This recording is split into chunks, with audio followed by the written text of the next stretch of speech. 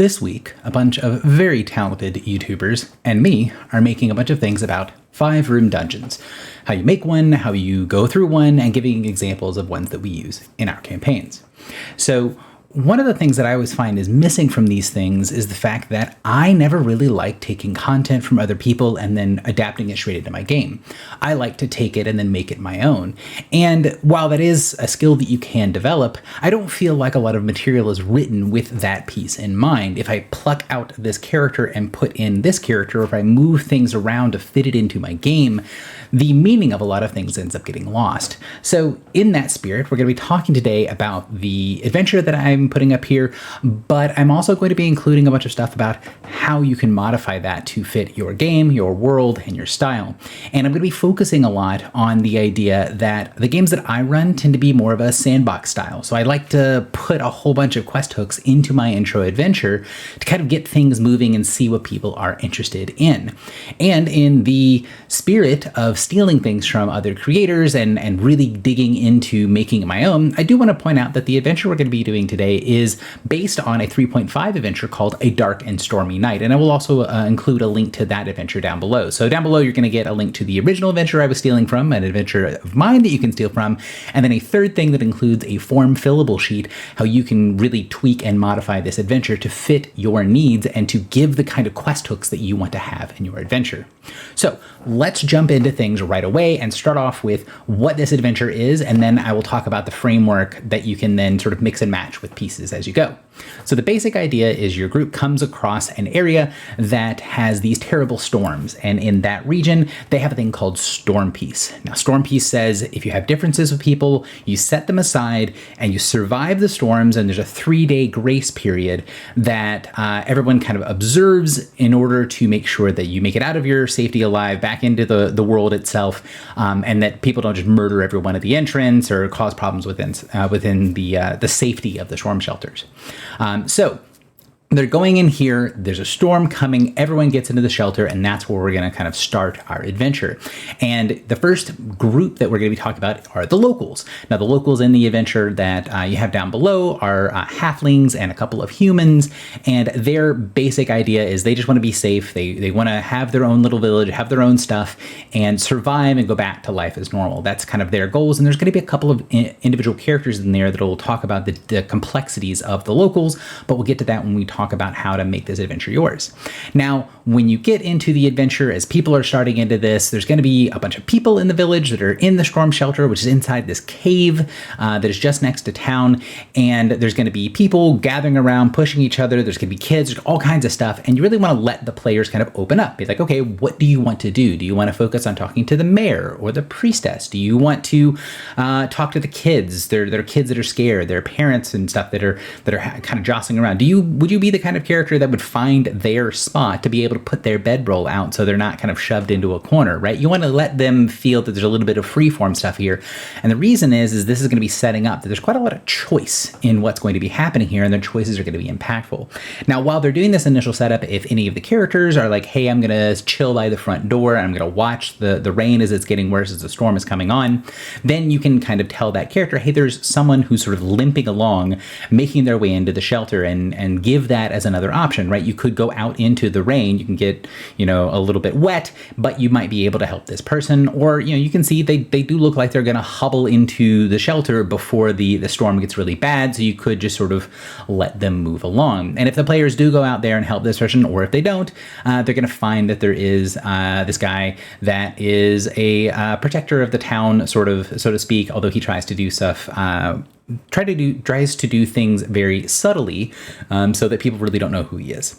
So regardless, that guy's going to make it to the shelter, whether the players help or not. It's going to change things a little bit, and then the storm worsens.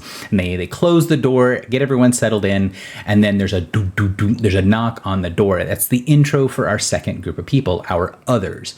Now, in the adventure below, the others are a clan of orcs, or a war band of orcs, and they call out for storm peace. They say, hey, Storm Peace, let us in. And now we have a conflict, right? Because the villagers, they just want to get out of this alive and they don't want to do all these other sorts of things. And so they know that they're supposed to respect Storm Peace, but the door is closed. They don't think that the others can get through to them, and they are afraid of the orcs. They have some bad history. There's some bad rumors and stuff about how nasty the orcs can be, and so they don't want to let them in.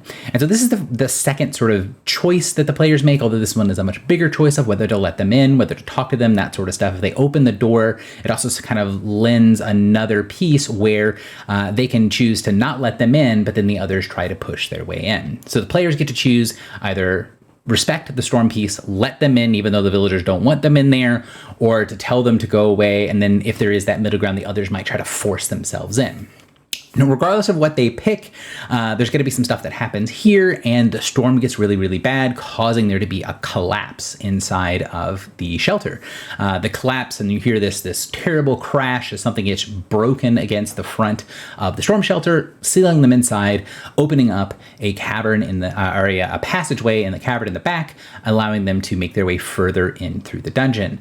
And this is kind of our entry to our 5-room dungeon. The door in has been closed. There is a collapse, and there's a way further back in, and they can go further back in, and they get to an intersection. They can go right, and if they do so, they'll make it to this old shrine with the remnants of a previous adventuring company that went in there to slay a Medusa, and they will find a specter, a ghost, some sort of incorporeal undead, depending on what game and edition you're going to be putting this for. If I was playing D&D 5th edition, I would definitely make this a ghost, and then in that ghost will have a bunch of things to interact with. They have a magic sword that they're bound to, and there is a little treasure room behind it that the ghost can see because he can go through the wall, but he can't go a certain distance from his sword, so he can't really leave to go do something else. But depending on how the group interacts with him, they might be able to befriend him, they might be able to get his magic sword off of the petrified body of the halfling, and they might be able to find a way to get into the section behind the shrine that has a little bit of treasure. Now, if they go down the other pathway, they will get to the monster. So we had our guy in the shrine, that is our wraith character, our ghost, and then in the other path, we have our current monster. Now, the current monster in the adventure, I would probably use something like a giant constrictor snake. That's about the right CR that you're wanting for a low-level party, but you can kind of put whatever you want to in there, but the big choice is going to be, when we talk about this later, whether the monster is intelligent or unintelligent. So depending on whether the group has the others with them, they've let them in because they will come and help with this section of the adventure, or if they don't, it's going to change the combat a little bit, and you can sort of set the idea that the monster is sheltering here from the storm to give you a toggle that you can move a little bit for how difficult you want to make this encounter, right? You could make it a really, really nasty monster that's very, very injured by the storm. Or, you could make it a monster that is, reasonable for them to fight if they have the others with them as well. And then if they don't have the others with them, then they can, you can have the creature be a little bit injured. Or you can just not take it easy on them and just have it be whatever it is, and you can have it be whatever version of injured is going to be. And then after they encounter the monster, they have another sort of split. One split will lead them back to a section of the cave where potentially the others were staying if they were let into the cave in the beginning, or if they were forced to go outside and forced to find a new way in, they'll go down another passageway and get to the exit. And there's a little foyer near where the exit is, where the monster gets in and out of the dungeon normally, which is where the others have decided to take shelter if you did not let them in previously. So that's the whole adventure. That's the core thing. We've got our cave entrance. The cave gets split into two pieces when the collapse happens, probably separating the others from the group if they did allow them in, but maybe not. And then they go on to a area with a shrine that has a ghost, another NPC to talk with and contend with, that might have some extra loot and stuff for them, including a cool magic sword. And then they go and find a monster that is here, the current monster that is not the creature that slew the adventuring party. It's the ones that come in now. And then lastly, their foyer, their exit, the way to get out for the villagers. Then they emerge from this thing to see, after the storm has passed, the town has been destroyed, and in the ruins of the inn, there is a young silver dragon with a broken wing. So that's the core of the adventure as it is. Now, the bulk of this, I want to actually talk about these individual sections and what they mean and why you would want to include different things or why you would want to remove certain stuff. So let's start with our locals. Now, the locals have a bunch of NPCs that you can put with them, but for me, we're going to be focusing on 3 individuals. We're going to be focusing on the mayor, and the mayor of the small town just wants their town to survive. They're very afraid of what might happen if the monsters are let inside. They don't want to let them in. They are the voice for do not let the others inside. And you can set this up so that that person might have a personal grudge against them, or they might be very small-minded. They might never have left town, and these things are from a little bit further away, and so they're automatically bad. Or maybe even the innkeeper is just in the inn with travelers, and the word on the road is oftentimes exaggerated stories, right? So they might have all of the worst stories from the outside that they focus on because that's the stories that get a mug of ale bought for the travelers as they come into the inn. Now, our second character is going to be the one that's pro letting people in. That is our young priestess, our priestess of the local temple. She's one of the ones that gave the town enough warning to be able to get into the shelter before things got bad. And she's going to be saying that storm peace is sacred. It's something they have for this area. And she's going to say, this thing is for people we would not normally shelter with. So we don't need a special rule that says we let all the women and children and our friends into the shelter. We need a special rule for people that we don't like letting them into the shelter, and respecting that tradition and respecting that that oath that the town has made with others is important for the town. So she's going to be the pro let the others in. And then our third character is the person that hobbles in at the end, a character who was a former captain of a guard from a city far away, who has retired here after a bunch of political upheaval back home. And he has stumbled into here with his old guardsman's sword held under wraps, because he is concerned that these random adventurers are in with all the townsfolk. He doesn't know who they are, and he doesn't know if he can take on the whole party, but he thinks he's sort of honor bound to be around and to be a voice for reason and to kind of fight against that. And he has some personal beef with our others, right? He knows stuff about them. He might know more specific information that'll be useful for what's going on. So when you move these pieces around, you're going to be talking a lot about what's important for your area. If you want to make this game a more beer and pretzels, more black and white, you can make the others either very sympathetic and these villagers very xenophobic, right? You can have them, sneer at any of the adventurers who are not halflings or humans, and you can have that sort of same xenophobia transfer over to the others, and you can make that pretty easy for the players, or vice versa. You can make the monsters, the others, you can make them trolls, or you can make them orcs and that have this terrible reputation, and you usually make it a more simple choice.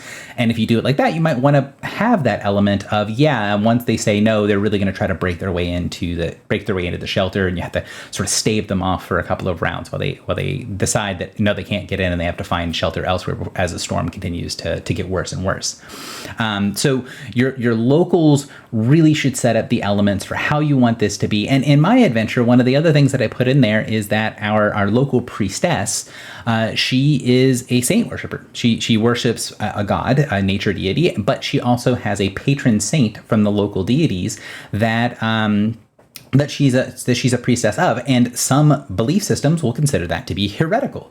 So it's one of the questions I would ask of any of my divine characters or people that have a religion on their character sheet is, what does your order or what does your character think about this? And it is something we're going to put into for the others. Now, the others in this group are a group of Claw members. The Claw is one of the orcish clans far to the south, and they are honor bound. They are very honorable warriors. They are actually here to do something completely separate from the storm stuff. They're here to go and find one of their own, to find an oath breaker, and bring them to justice. They just want to get into things, get into shelter, and then get back and on their own. But they do look scary, right? This is a war band. These are not traitors. These are not even adventurers. They're out to go find one of their own and kill him. So they're here and they mean business. So they might look very intimidating. And for them, I have two characters set up. I have a woman that is their sort of captain, their war leader. leader. They're the elder that is going to be in charge of this. This mission is their task that they've been set forth by the other clans, and they are here to get this job done in whatever means necessary. And then the second in command, which is the little brother of the Oathbreaker, who's here because they're supposed to, by clan laws, be the one that delivers the killing blow, but they really, really don't want to be here, as well as a couple of other orcs to sort of fill out the band so they can go and find things, including a quartermaster who's used to talking with others, and a ranger, someone who's good at tracking to find the Oathbreaker. So we have this little 4-man band of characters that are here, and you can swap any of those characters out with something you think is more interesting, right? If you want to play up the idea that the religion is a big part of this, while I have the second in command be a sort of a cleric of some kind, or have a religious symbol with them, I'm also using that to play off of our young priestess. And they are going to be the one that when they get let in, they see that this person is a heretic and they spit in their face. And they just say, yeah, you let me in, but you're a heretic yourself. Once the storm passes, you're going to be having problems, right? And so you can set up this sort of internal conflict, and you can have this character that she thinks she's doing the right thing, and then kind of immediately almost gets punished for doing what she sees as the right thing. And then I have my war leader be a woman who is extremely honor bound, who then grabs and chokes the second in command for dishonoring, for what she sees as pushing the bounds of Storm Peace by spitting on the other priestess. And she doesn't really care about the priestess, but she does care about the perception of the clan, the rules of the clan, and is willing to tell her second, you can go out and brave the storm by yourself, or you can be here and behave, right? So I'm setting up, in my example, setting up something that's fairly complex, right? You have characters on the good side, the villagers, that are against the idea of following tradition, that are against the idea of doing the right thing. And then we have a group of the supposed bad guys, and we have their leader sort of brutally enforcing in their own way this sort of code of conduct that ends up being the thing that kind of keeps everything together. And so the players can kind of come to their own conclusions and do what they want to do with this. And if they let them in, they get to learn a little bit more about them. And part of the reason that our third character is there from the local side, right? Because you've got the innkeeper who's going to have his own perspective, and the priestess has got their perspective. The retired guard captain, he's going to be able to say, hey, this is which of these clans they are, so that I can let my players know that the Orcish clans are not all the same. They're not a monoculture. And even within the Orcish clans, even within the Claw, there isn't a monoculture, right? You have the leader and their second have this obvious conflict. So they come in, they do their things, we get to the next group. So this kind of grouping of things and how you're setting them aside is going to be the old monster, the current monster, and our wraith, our ghost, whatever you want to call them. And the way that I have them set up is our old monster was a Medusa. They're the ones that turn the old party to stone. They're here in this broken shrine, and basically they were retreated from the world, and then something came after them. And then after the Medusa was able to kill the adventuring party, the ghost left behind was so obnoxious, but she didn't have a way to get rid of the ghost. She didn't have a way to kill the wraith or to finish him off entirely. Every time she destroyed him, he just popped back up, because either she wasn't aware of or didn't have a solution for the fact that he was bound to this magic sword that's on his petrified body. And so she has left to go on elsewhere. She was not defeated, but she has left the area because her home is now tainted by this very obnoxious ghost that she has created. And the character, the monster that's kind of moved in later, is something that potentially is more CR appropriate for a low-level group, something like a giant constrictor snake, or maybe like a cockatrice, if you want to kind of go with that feel of petrifying being part of the thing, especially if you really want to reward detail, right? If you want to make sure that you're rewarding detail, that you've got a cockatrice that can petrify, and you see some petrified bodies, but then you find out later, no, it's not the cockatrice that killed him, it's a Medusa. It's a different monster that can petrify, right? You can sort of play and tweak that a little bit, to sort of see how much you want to kind of reward the players for paying attention. If you feel like you've got a group that's got a lot of good note takers that really want to dig into the scenery, then you can promote that idea by putting things that are similar but not the same to start it up. And our character is very anti-women. Our ghost doesn't like women. He needs to make sure that that is well known. He's here to kill a Medusa, and then he was not a great person in life, and in death, being killed by a beautiful woman monster who then he proceeded to annoy out of her home. He's not going to be friendly to any female characters, and the only sort of NPCs that would be able to have the requirements to take the sword, because in my mind the sword kind of needs either certain type of class to attune to that allows it to be moved from its location, or depending on what sort of edition you're playing, might have a certain attack bonus requirement or a certain stat requirement. The person might need to have like 18 strength or something, or 16 strength in order to wield it. Whatever you want to have as the requirement. What I did was make sure that there were 2 NPCs that met that requirement. One was going to be our retired captain of the guard, our character who's limping is not going to be following along. He's going to be staying behind with the villagers. So the group has to go and get that guy if they realize that he's the one that can take the weapon. One of the players might be able to do it. They might have the strength. They might have whatever the qualifications are. That is entirely up to you. Or alternatively, the female captain of the others has the capacity to do it, although that would be something that would very much frustrate the ghost. But since he's kind of an asshole, him being frustrated might be part of the point for your group, right? You can really get a sense of sort of the things and the ironies that can exist if your group really wants to lean into them. So that's what you can do is for setting that up. And if you want to make that character, that wraith, different in some way, you can put the things that are important for your campaign, right? You can have this shrine was a shrine to a dark god.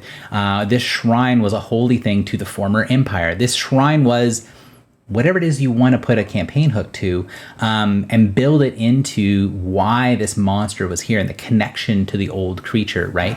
If your previous monster was a dragon, you could have this be a temple to Tiamat or a temple to Bahamut, right? It could be a bunch of different things, or you could set it up to be a bunch of different pieces based on how you tweak those things.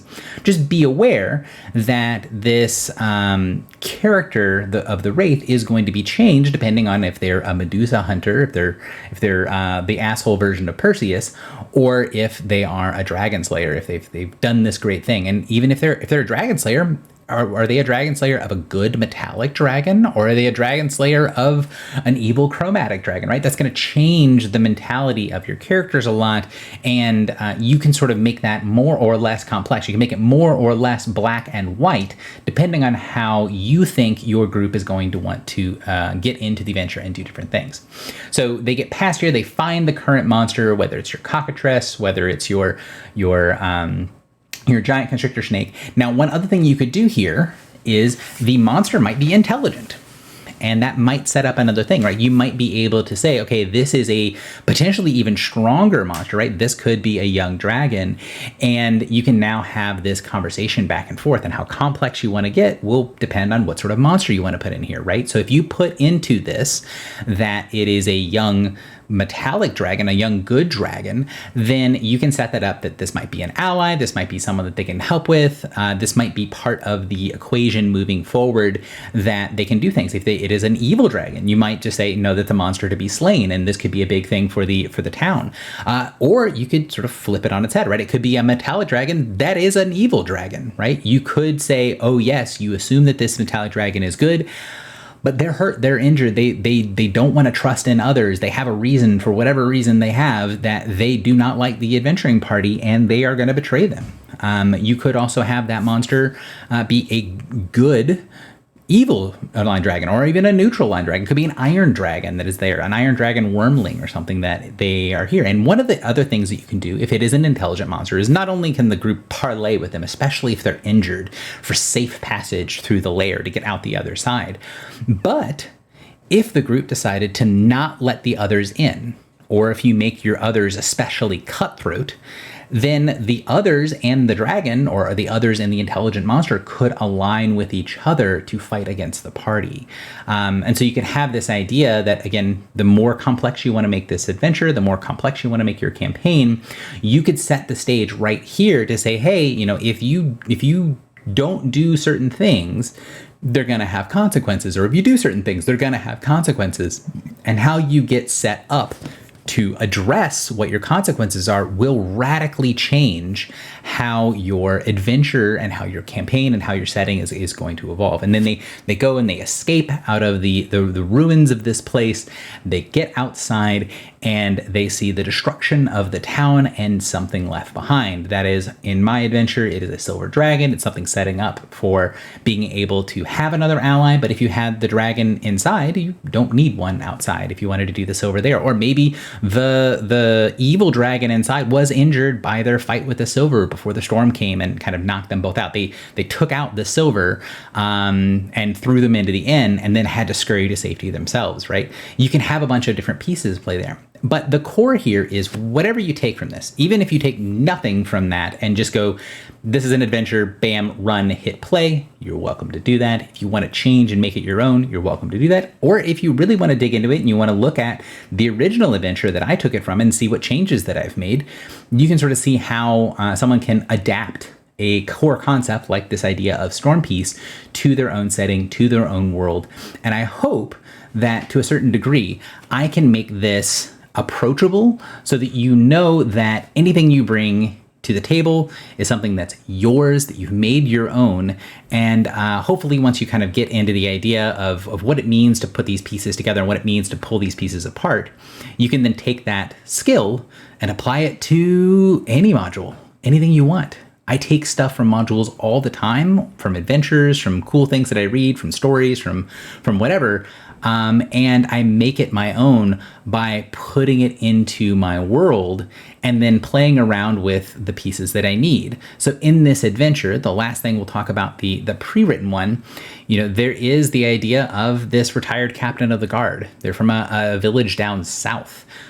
So you could go down that storyline. He knows a political unrest if the group wants to get into politics.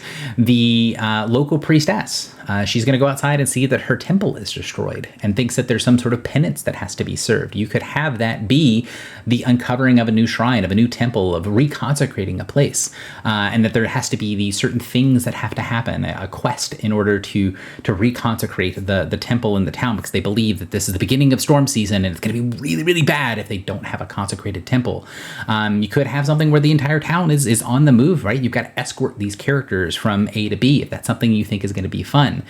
You can have things with this ghostly character where, if you really want to set it up that this person needs to be a blade master, right? The person who has to take the sword has to be like a 5th level fighter, and all of our characters, all of our NPCs are too low of level, so this is something to come back to later.